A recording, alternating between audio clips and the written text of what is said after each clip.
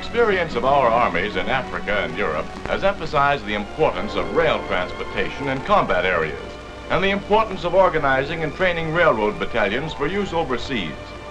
All these officers and most of these enlisted men are old hands from the Pennsy, the B&O, the Delaware Hudson, and the other great railroads of America.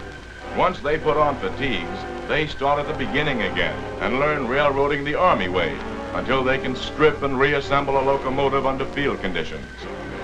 These are government-owned train sheds and repair shops at Camp Claiborne. And after these men learn the nomenclature of the iron horse, there's a 50-mile strip of standard gauge track to practice on. In total war, railroading is a weapon, and the work of shunting and coupling freight cars is work for soldiers. Soldiers engineer the locomotives and man the switches. And the soldiers at Claiborne run a regularly scheduled train each day over the 50-mile strip between Claiborne and Camp Claiborne. But this is no milk train. These men are schooled to work under fire in combat areas. They furnish their own security and observation, and when they hit trouble, it's their mission to repair the damage and keep the train running.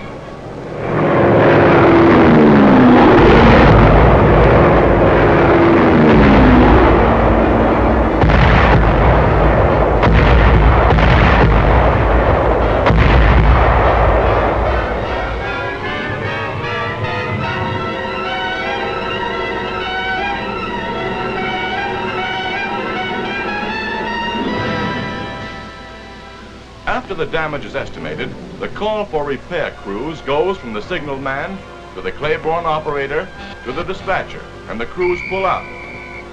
Some of them traveling overland in trucks, some of them coming up along the rails on hand cars.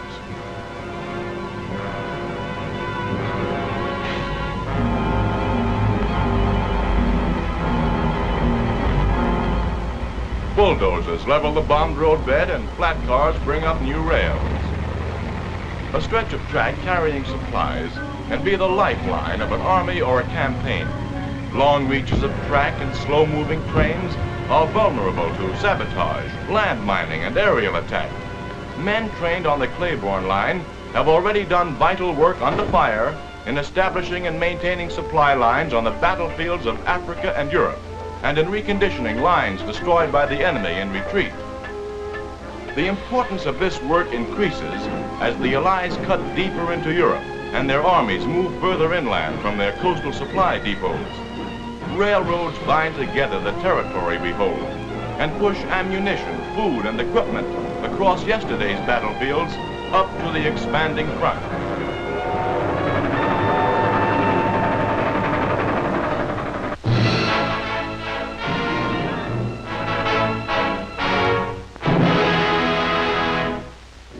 At a distance and in a bad light, convoys look pretty much alike.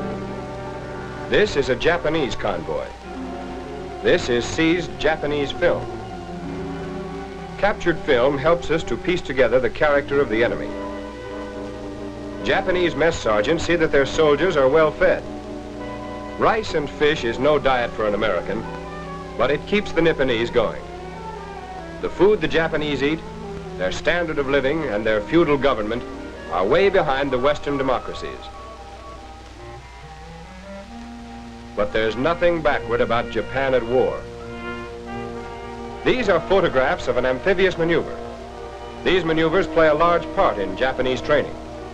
Through such training, they laid the groundwork and made the plans for the seizure of the Pacific Islands before the Allied forces could be strengthened there. And they continue to train for any time when their enemy might be found off guard.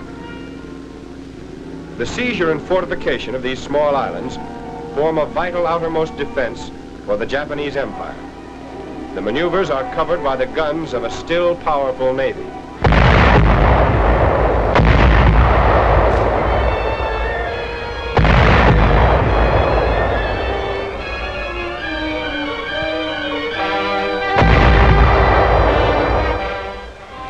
This practiced landing seems to be unopposed, as were the landings on many of the small islands they took for themselves early in the war. The firing of a small village is primitive warfare, but the advance is covered with modern machine guns. These men may have lived in straw houses, but the training they have been given is comparable to the training given by the United States, England, and their allies. There's no rubber on the wheels of these guns, which probably means that these pictures were taken before they'd been able to utilize the resources of conquered Malaya. Then the tanks move in. Their infantry training is not unlike ours. They make an orderly assault using natural terrain for cover. Their weapons may be inferior, but for cunning, savagery, and obstinacy, they're hard to beat. They're smaller than we are, but they make the toughest and most brutal enemy in modern warfare.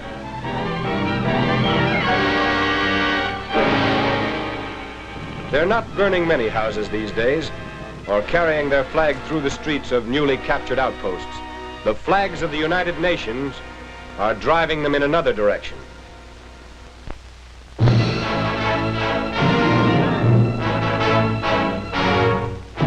In 1940, the people of Holland could celebrate 100 years of peace. Germany had promised to respect the neutrality of a country famous for her canals, her tulips, her clean cities, and her peace-loving people. This nation of 9 million had produced 9 Nobel Prize winners. Through the successful and peaceful management of their own country, the standard of living in Holland was raised until the Dutch death rate from natural causes was the lowest in the world. On the morning of May 10th, 1940, the Germans broke their treaty and the Dutch began to die from unnatural causes. The Dutch learned about modern warfare when all that was left of Rotterdam was smoking walls and open graves. The heart of their small country had been destroyed. The heart of the Dutch Empire, established by Dutch sailors and traders hundreds of years ago, reaching deep into the Pacific and Indian Oceans, an empire that was managed peacefully and profitably for both the colonizers and the natives. Education was encouraged.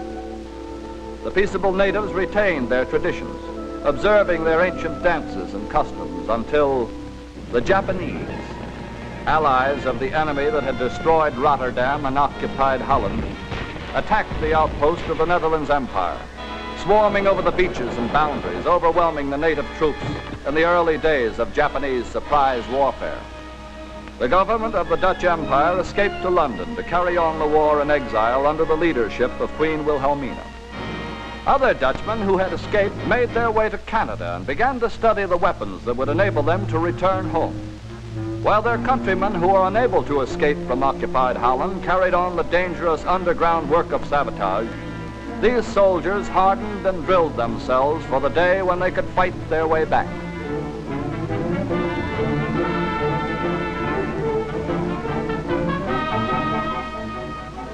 And in the United States, at an airfield in Mississippi, Dutch flyers from all over the world train in P-40s to avenge the crime of Holland.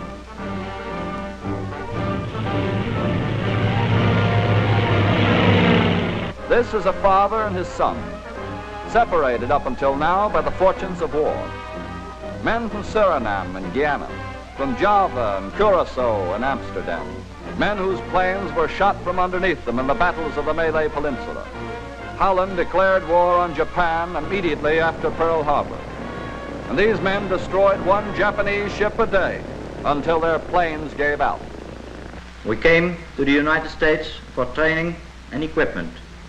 And in the near future, we expect to be able to take an active part in the heroic struggle of the United Nations for the liberation of Europe and Asia. The Dutch are putting their training to use. These men are fighting. One of their missions is to patrol the vital sea lanes in the hunt for U-boats.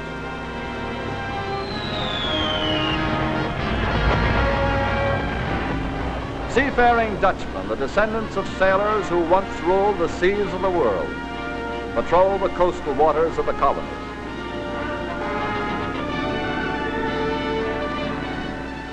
After fighting an heroic and losing battle off the coasts of Java, they continue to fight wherever the Allied High Command directs.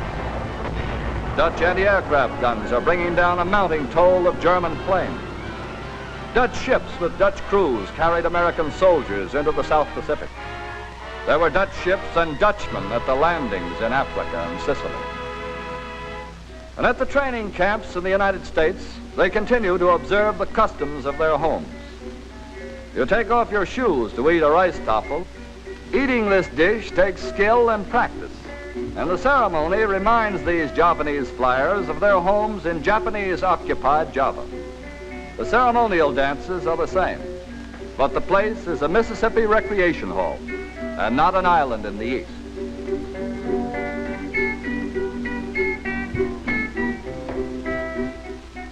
These are the people of the Netherlands, members of a democratic commonwealth of nations, fighting and learning to fight.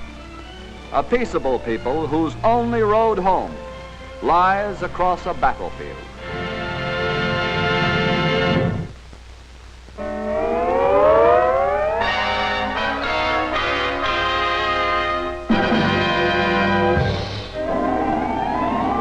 Cold? It's so cold it would freeze the nuts off a Jeep.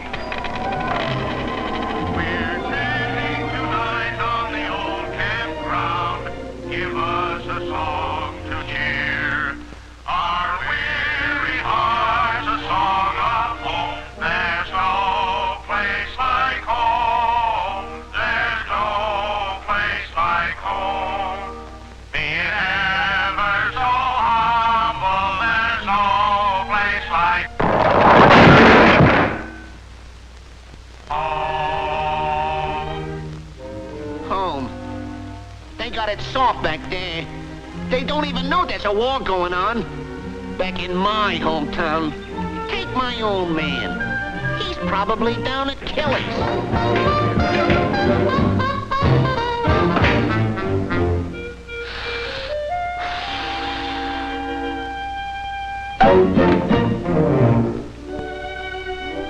And more. I know what she's doing every afternoon. All afternoon. No, I haven't, but I'm dying. I heard all about it.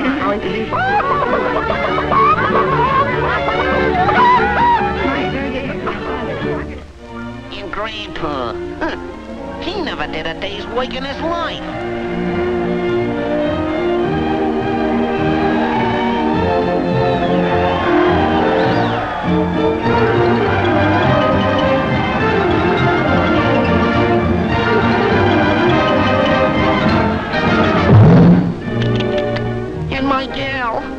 My gal Sally Lou. She's probably out with some other guy at this identical moment. Ah, my darling. What big eyes you have. Jeez, they're loafing, playing, while I freeze up here. I wish I could see them. I'd tell them a thing or two. Technical ferry, first class, at your service. Okay, Snafu. Maybe you got something there. Brass monkeys, but it's cold. Now let's take a look at the lazy-wazy home folks. Suppose we look at your old man first.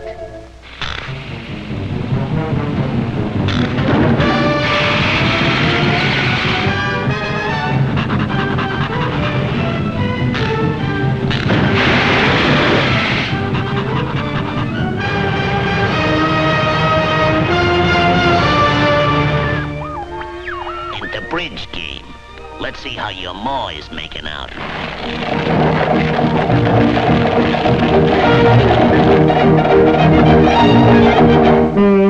Hi-yo, Silver! Manure! Coming, Mother!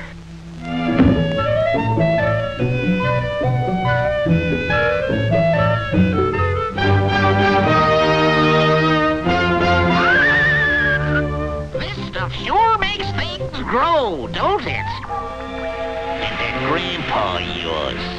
They thought I was too old for this job. But don't bother me a bit.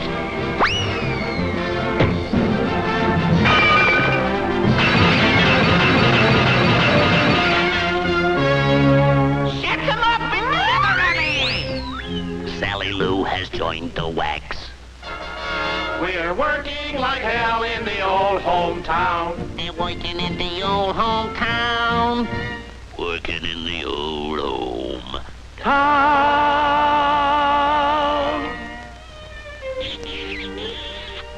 Gosh, I didn't know you cared. Woo-woo.